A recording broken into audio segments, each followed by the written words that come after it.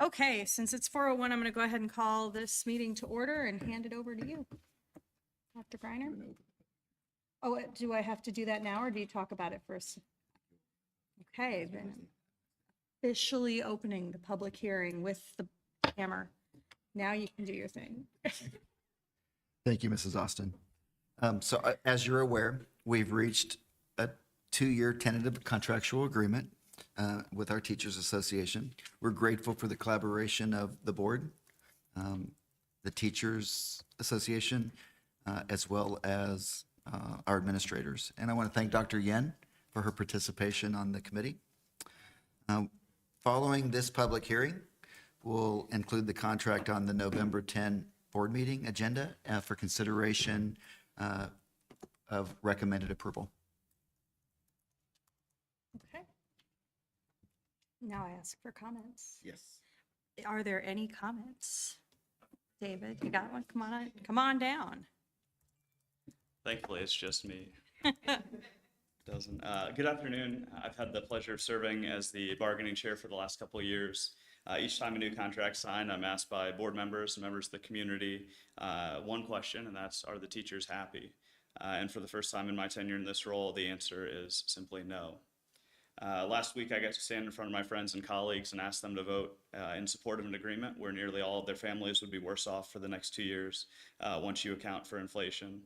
While each individual teacher will receive a raise, the total amount the corporation is spending on teachers is down somewhere in the ballpark of $100,000 from last year. While stagnant school funding from the state, lower enrollment, and decreased tax revenue are primarily to blame, it's hard to argue that the board's August vote regarding supply fees didn't come directly out of our pockets. If the net loss of 13 students cost teachers about $100,000 in this environment, teachers don't want to imagine what the loss of approximately 160 transfer students would do. Our corporation has invested millions of dollars to update and expand the capacity of our schools over the last decade. While we recognize the General Assembly's recent changes to transfer policies has complicated that landscape, any plan that reduces transfers cannot be entertained without extensive consideration to the significant financial implications, specifically the necessary reduction of programming for our students and an overall staffing. Our community has made clear through repeated referendum votes that it's willing to invest in teacher compensation, and we're disappointed that largely due to changes at the state level, the teachers will not feel that support is intended. Around the state, there are a handful of examples of relationships deteriorating between teachers and administrators. We may not look like Hamilton Southeastern at the moment, but it may not take too many years before we do. We acknowledge that our agreement is much better than what's on the table in some districts, but others like Carmel, Munster, Penn, Harris, Madison, South Bend, and Speedway found ways to give their teachers raises that will allow their families to keep up with inflation.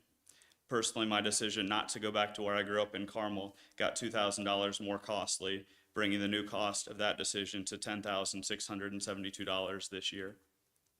Each time you go to the grocery store or go shopping, we'd like for you to remember the numbers 550 and 250.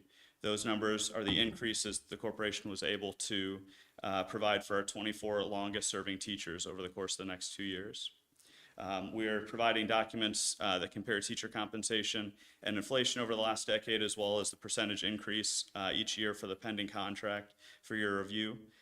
For any teachers with ECA contracts, so that's coaching, sponsoring clubs, et cetera, their overall raise will be lower because no raise is provided for those positions. While we agreed to a 2-year contract, the door is open to provide additional compensation to teachers based on the cash balances in January of 2027. We'd sincerely appreciate your efforts to conserve and grow those balances to strengthen what is an otherwise disappointing contract. Thank you. Thank you, David.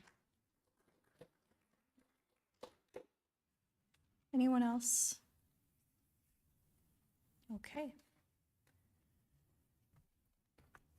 Thank you for this. In that case, if there are no other comments, I'll go ahead and close the meeting. Do we need a vote for that? No. Okay. Meeting is closed. Thank you.